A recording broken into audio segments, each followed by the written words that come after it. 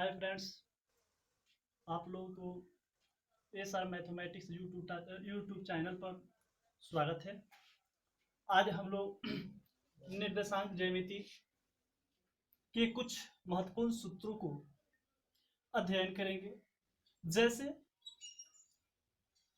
इसमें हम लोग दो रेखाखंड खींचते हैं। एक जो होता है एक्स अक्ष होता है और एक वाई अक्ष होता है। ये जो रेखाखंड है एक्स अक्ष है, इसको बोलेंगे एक्स अक्ष और इसको कहते हैं वाई अक्ष। एक्स अक्ष को भुज भी कहते हैं, इसको हम लोग भुज भी कहते हैं और इसको हम लोग कोटि भी कहते हैं। और एक्स अक्ष और वाई अक्ष जिस बिंदु पर आकर काटती है, तो आकर यहाँ पर काटी, उसको हम लोग ओ से सूचित करते हैं और उसे हम लोग क्या कहते हैं? मूल बिंदु कहते हैं, मूल बिंदु। और इसका निर्देशांक जो होता है, मूल बिंदु का निर्देशांक होता है 0 0 होता है। और अब हम लोग देखते हैं कि एक्स अक्ष और वाई अक्ष एक दूसरे को जब काटा तो 4 भाग में अर्थात 4 पादों में विभाजित कर दिया। ये आपका पहला पाद है जिसका निर्देशांक चिन्ह होता है प्लस प्लस।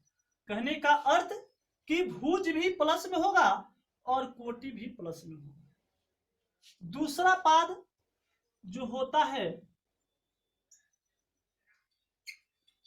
उसका, ये दूसरा पाद हुआ। और दूसरा पाद का निर्देशांक जो होता है प्रथम, यानी भुज माइनस में होता है, ऋणात्मक होता है, और कोटि जो होता है धनात्मक होता है। ये आपका तृतीय पाद होगा जिसका निर्देशांक होता है, निर्देशांक चिन्ह माइनस माइनस।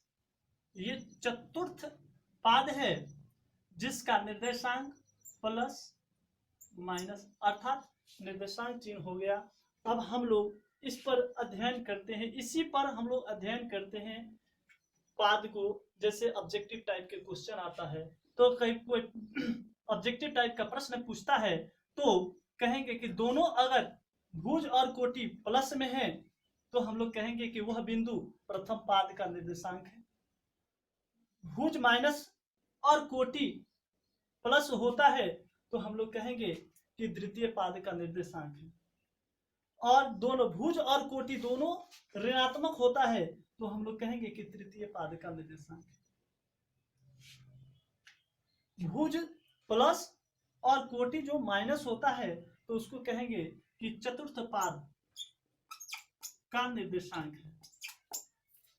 अब हम लोग देखेंगे कि भुज जो होता है तो भुज की परिभाषा जो कहता है कि एक्स अक्ष वाले रेखाखंड को भुज कहते हैं। अर्थात ये जो रेखाखंड है एक्स, इसको हम लोग कह देंगे भुज।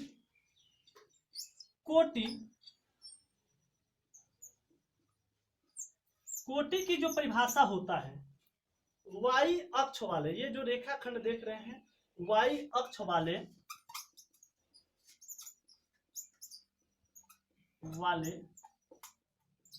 रेखा खंड को कोटि कहते हैं। अब प्रश्न आता है कि कोई बिंदु, नोट नंबर 1, कोई बिंदु भुज पर है तो उसका निर्देशांक क्या होगा? तो किसी बिंदु को भुज पर रखा जाता है तो उस बिंदु का निर्देशांक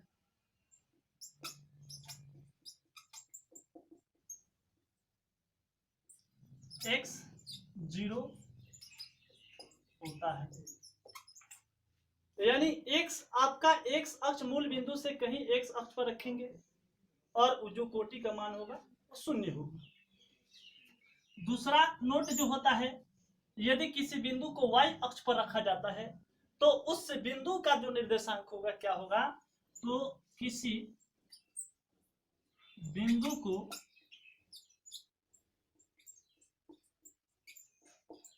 कोटि पर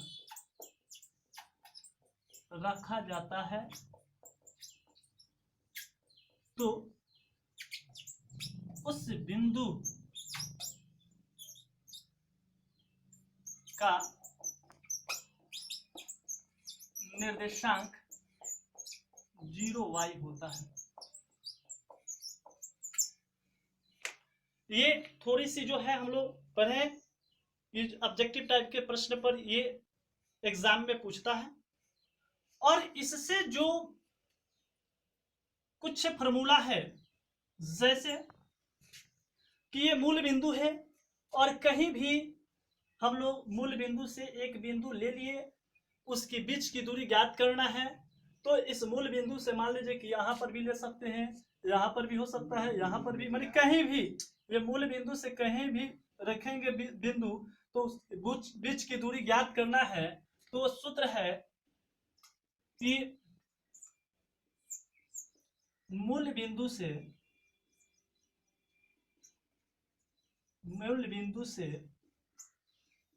किसी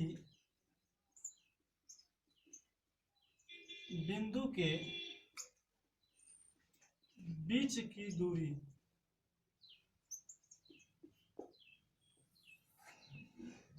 की दूरी बराबर √x² प्लस y² होता है। दूसरा, अगर मान लीजिए कि हम लोग मूल बिंदु से नहीं, यहाँ पर एक बिंदु रख दिए और यहाँ पर एक बिंदु रख दिए, यहाँ से यहाँ तक मिला दिए एक रेखाखंड, तो एक रेखाखंड जो होता है, रेखाखंड में 2 बिंदु होता है, अंत छोर पर इसको a मान लिए, इसको b मान लिए, तो इसके बीच की दूरी ज्ञात करने के लिए हम लोग भी एक सूत्र का जो प्रयोग करते हैं, तो उस सूत्र का प्रयोग जो होता है, जैसे दो बिंदुओं के बीच की दूरी बराबर √x1 माइनस x2 के whole square plus y1 minus y2 का होल स्क्वायर, ये सूत्र होता है।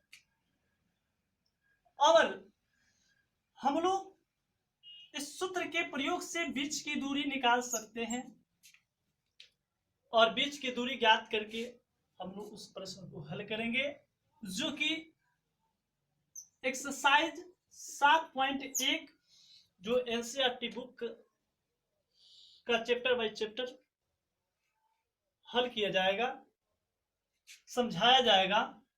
तो इस सूत्र का एक्सरसाइज 7.1 को हल करने के लिए इस सूत्र का प्रयोग करना है। आप लोग ध्यान से देखेंगे, रट जाएंगे, और उसके बाद अगला जो चैप्टर बाय चैप्टर जो फॉर्मूला है उसको लिखवा दिया जाएगा।